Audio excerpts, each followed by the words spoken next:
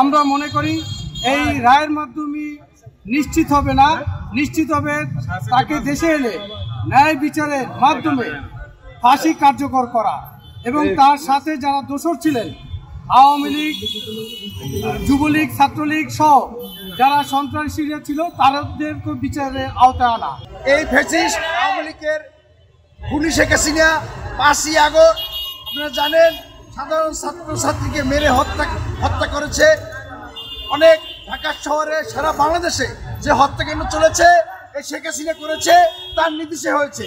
সুতরাং আমরা মনে করি আজকে যে রায় দেশে সাধারণ জনগণের, সাধারণ মানুষের রায়, হৃদয়ে আশা আকাঙ্ক্ষা এটাই ছিল যে এই শেখ হাসিনার যে ফাঁসি হোক এবং এই বাংলাদেশের মাটিতে তার জানি ফাঁসি হয়। আমরা বরিশাল মহানগর ছাত্রদল, আমরা এবং আমার টোটাল মহানগর ছাত্রদলের বডি এবং বরিশাল সাধারণ জনগণ এই রায়ে সবাই খুশি। বরিশালে অনেক জায়গায় মিষ্টি বিতরণ করেছে, আমি দেখেছি এবং আমরাও করেছি। আজকে যে এই কেয়ারটেকার সরকার আদালতের মাধ্যমে যে রায় দিয়েছেন, আমরা বরিশাল মহানগর ছাত্রদল চাই অনতি বিলম্বে এই ফাঁসির রায় কার্যকর হোক।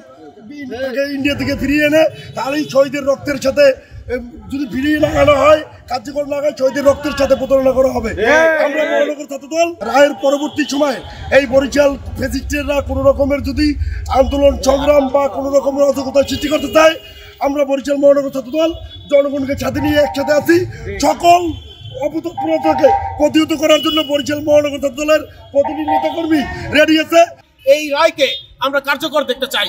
আমরা শুধু কাগজে কলমে এই রায় দেখতে চাই না, বাংলাদেশের সাধারণ জনগণ এই রায়কে কার্যকর হিসেবে পালন করতে চায় এবং শেখ হাসিনার সাথে যত দোষর রয়েছে, আওয়ামী লীগ, যুবলীগ, স্বেচ্ছাসেবক লীগ, ছাত্রলীগ, তাদের সমস্ত অপকর্মের শাস্তি এই বাংলাদেশে হতে হবে এবং বাংলাদেশ জাতীয়তাবাদী ছাত্রদল ইনশাল্লাহ বরিশাল মহানগর ছাত্রদল এই বরিশাল থেকে ছাত্রলীগ, যুবলীগ, স্বেচ্ছাসেবক লীগ, শ্রমিক লীগ এবং সকল আওয়ামী লীগকে তাড়াতে সক্ষম হবে।